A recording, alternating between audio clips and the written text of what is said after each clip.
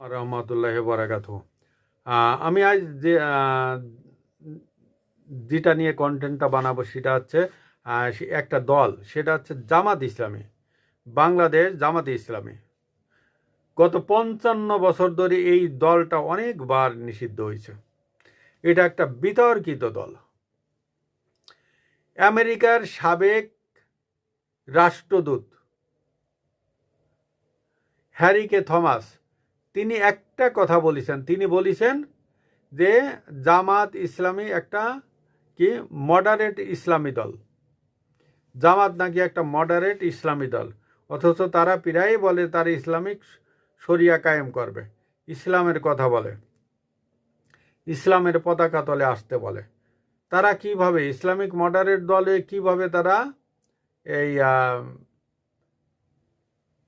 সরকার চালাবে? সরকার চালাইতে গেলে তারা ফতোয়া দিয়ে অনেক কিছু উল্টাপাল্টা করে ফেলাবে।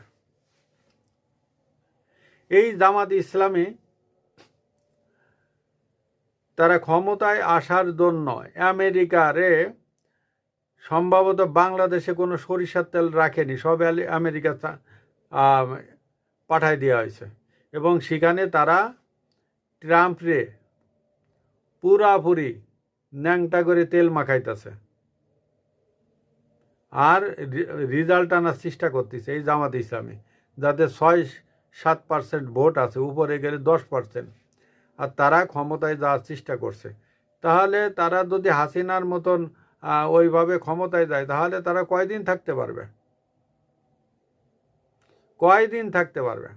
এটা কি একটা সাধারণ নির্বাচন হবে?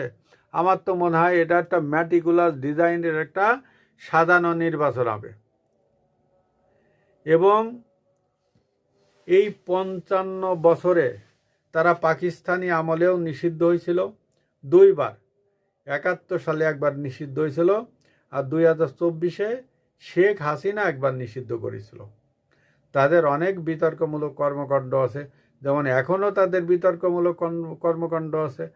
তারা রাজশাহী ইউনিভার্সিটিতে তাদের যে ছাত্র সংগঠন, তারা কি ন্যাক্কারজনক ঘটনাগুলো ঘটাইলো টিচারদের নিয়ে।